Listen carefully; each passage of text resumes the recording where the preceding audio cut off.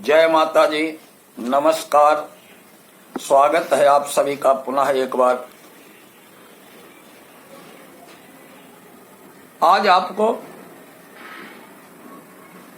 भगवती की पूजा के लिए किस दिन किस वस्तु का भोग लगाना कल्याणप्रद होता है, इस बारे में आपको जानकारी दे रहा हूं। शास्त्र कहते हैं कलौ चंडी विनायकौ। कलयुग में चंडी माने दुर्गा और विनायक गणेश जी तुरंत फल देने वाले हैं। संसार अनादि है, इसमें आकर जो भगवती जगदम्बा की उपासना करता है वो चाहे घोर से घोर संकट में क्यों न हो, सर्वशक्तिमयी भगवती स्वयं उसकी रक्षा करने में संलग्न हो जाती हैं। अतएव हर प्राणी को चाहिए कि देवी की उपासना करे सम्यक प्रकार से, यही उसका परम कर्तव्य है। अब आज आपको भगवती की पूजा की विधि बताने जा रहा हूं। प्रतिपदा की तिथि को भगवती जगदम्बा की पूजा गोघृत से करनी चाहिए, अर्थात षोडशोपचार पूजन के बाद नैवेद्य के रूप में उनको गाय का घी अर्पित करना चाहिए और वो घी ब्राह्मण को दान कर दें। इसके फलस्वरूप मनुष्य कभी रोगी नहीं हो सकता। द्वितीया तिथि को पूजन करके भगवती जगदम्बा को चीनी का भोग लगाएं और वो भी ब्राह्मण को दान कर दें। ऐसा करने से मनुष्य दीर्घायु होता है। तृतीया के दिन भगवती की पूजा में दूध की प्रधानता होनी चाहिए और पूजन के उपरांत वह दूध भी ब्राह्मण बालक को दान दे देना उचित है। ये संपूर्ण दुखों से मुक्त होने का एक परम साधन है।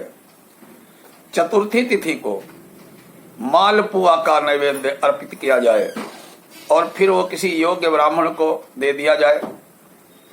यह अपूर्व दान मात्र से ही किसी प्रकार से विघ्न जीवन में नहीं आ सकते। पंचमी के दिन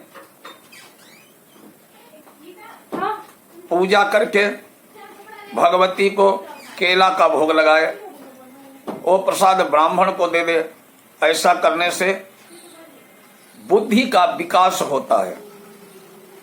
षष्ठी छठी के दिन देवी पूजन में मधु शहद का महत्व बताया गया है। वो मधु ब्राह्मण अपने उपयोग में ले ले भोग लगाने के बाद। इसके प्रभाव से साधक सुंदर रूप प्राप्त करता है। सप्तमी के दिन भगवती की गुड़ का नैवेद्य अर्पित करके दान कर दे।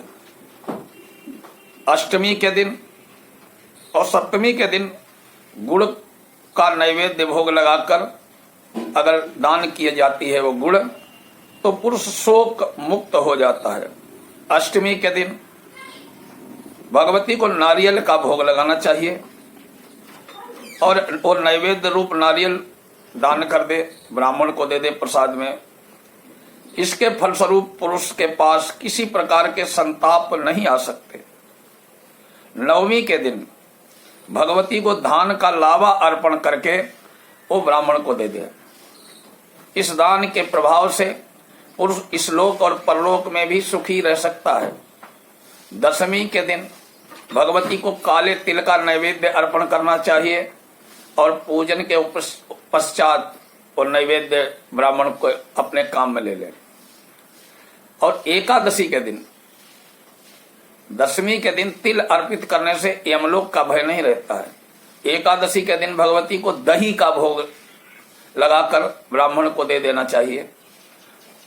ऐसा करने से उस पर भगवती जगदम्बा परम संतुष्ट होती हैं। द्वादशी के दिन पूजन में चिवड़े का महत्व है। जो उस दिन भगवती को चिवड़ा भोग लगाकर ब्राह्मण को बांट देता है, उसे भगवती अपना प्रेम भाजन बनाती हैं, प्रेम करती हैं। त्रयोदशी के दिन भगवती को चने का नैवेद्य अर्पण करके ब्राह्मण को दे देना चाहिए। इस नियम का पालन करने वाले प्रजा संतानवान होती है। जो व्यक्ति चतुर्दशी के दिन भगवती जगदम्बा को सत्तू का भोग लगाकर ब्राह्मण को देता है, उस पर भगवान शंकर परम प्रसन्न होते हैं।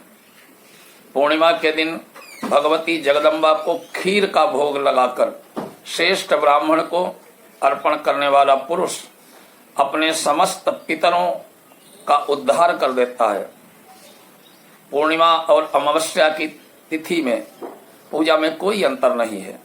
देवी की प्रसन्नता प्राप्त करने के लिए हवन करने की भी बात स्पष्ट है, और जिस तिथि में जिस वस्तु के निवेद्य की बात बताई गई है उसी वस्तु से उस तिथि को हवन भी करना चाहिए। ये हवन सभी प्रकार के कष्टों का, अरिष्टों का विनाश कर देता है। ये तो तिथियों के हिसाब से पूजन का विधान है, किस चीज का करना चाहिए। अब दिन के हिसाब से पूजन की विधि बतलाता हूं। रविवार को खीर का नैवेद्य अर्पण करना चाहिए। सोमवार को दूध का भोग लगाने की व्यवस्था है। मंगलवार को केला का भोग लगाए। बुधवार के दिन मक्खन का भोग लगाए। बृहस्पतिवार को खांड का और शुक्रवार को चीनी का भोग लगाना चाहिए। शनिवार को गाय के घी का भोग भगवती को निवेदन करना चाहिए। अब 27 नक्षत्रों के हिसाब से बता रहा हूं। 27 नक्षत्रों के नैवेद्य क्रम से सुन लीजिए।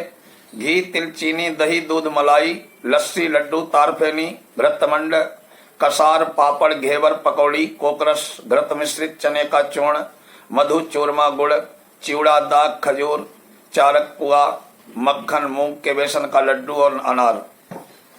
ये 27 वस्तुएं हैं। क्रमशः एक एक नक्षत्र में एक एक वस्तु का भोग भगवती को लगाने से भगवती परम प्रसन्न होती हैं। अब योगों के हिसाब से विष्कुंभ आदि जो योग होते हैं उनमें नैवेद्य का विधान है। इनके पदार्थ हैं कि मधु, गुड़, मधु, घी, दूध, दही, छाछ, पुआ, मक्खन, ककड़ी, कोहड़ा, लड्डू, कटहल, केला, जामुन, आम, तिल, संतरा, अनार, बेर का फल, आंवला, खीर, चिवड़ा, चना, नारियल, नींबू, कसार और चूरमा। ये नैवेद्य परम पवित्र है। भगवती को क्रमशः इनको अर्पण करना चाहिए। जैसे विष्कुंभ पीतिरायुष्मान पहला योग है विष्कुंभ, उस दिन जो है गुड़ का, इससे क्रम से भोग लगाने चाहिए। ये जो है बहुत ही अब जो है कर्ण के हिसाब से पंचांग में जो कर्ण होते हैं उनका अलग अलग नैवेद्य है। कसार, खांड, कसार, मंडक, फेनी, मोदक, पापड़, लड्डू, घृतपूर, तिल, दही, घृत और मधु। कर्णों के लिए भी ये पदार्थ निर्धारित हैं। भगवती को इनका भी क्रम से भोग लगाना चाहिए। ये जो है अत्यंत ही कल्याणकारी हैं। देखो विधि विधान से जिस दिन जिसका महत्व हो, शास्त्र विधि हो, उस दिन उस चीज का अगर भोग लगाते हैं, उस वस्तु का भोग लगाते हैं तो भगवती परम प्रसन्न होती हैं। ओम जय माता दी।